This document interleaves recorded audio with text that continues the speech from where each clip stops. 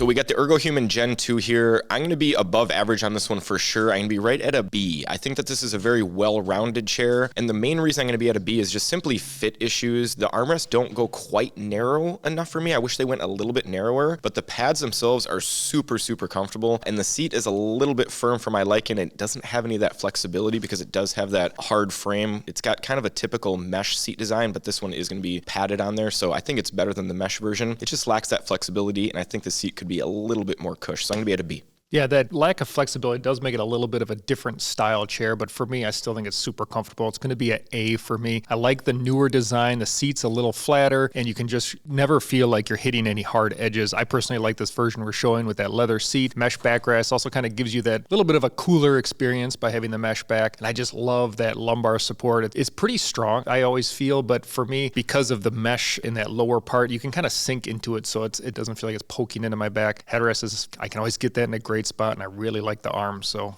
that's going to be an A for me. Yeah, there was a couple big changes with this chair from the original version, and the arm pads obviously are one of the best changes, being much more similar to the Aeron chair. They're incredibly soft, like Ryan said. They also changed the design and how they do the seat pad with the one that's a leather upholstered. There's padding beneath the leather, and then there's mesh underneath that, so it gives you more of like the suspended feel. The all mesh version, they flattened out that seat design. It doesn't feel like you hit the front edge anymore. And the biggest thing I think with this one, for me personally, the tension adjustment on this lumbar. For people who don't want a lot of lumbar, you can actually reduce the tension. On the first version, it was just right there all the time in your lower back, and it was just full force. This one you can dampen down quite a bit. Otherwise, widely adjustable. As long as you're not like 5'6" or shorter, you should be able to fit in this one pretty well, up to about 6'3", 6'4". I'm going A tier. I think it was a big improvement overall, and I think it's A tier actually overall with everybody's score.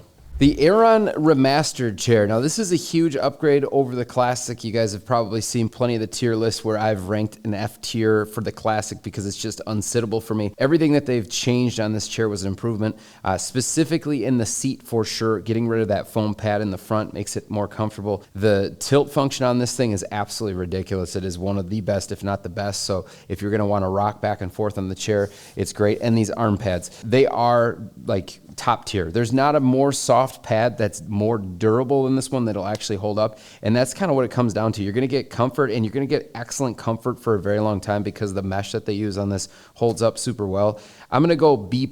Yeah, the Aeron's a tough one for me just because there's things on it that I think it does better than any other chair on the market. So the recline, that harmonic tilt recline, is unbelievable. It's the most comfortable, smoothest action you're ever going to find on a recline. I absolutely love it. I really, really like the lumbar support on it as well. Really unique system, the Posture Fit SL, the best mesh that you can buy on the market. And then I do think the arms, like Greg said, are top tier. The adjustment ranges are massive, and the pads themselves are the most comfortable pads in the entire industry. The reason that I cannot push this to an A tier is because of the seat, and it still has that kind of like bucket style design. I'm going to be at a B+ on this one just because I think it does some things excellent. I just can't get it into A tier because of that seat frame. I've always kind of been the highest one on the Aeron, and I remain that way. I'm going to be at an A. I do agree with all these things where it basically is the best in class for so many different areas, whether it's the seat, the mesh, the lumbar. It's so good in all those areas. The one problem for me is I do wish I had a little more ability to sit in different seating positions, so that's why just that hard frame can be a problem for that. If I want to kick one foot up under the other or under my leg, you just can't do that because that hard frame is going to restrict that. But if I just want to focus and really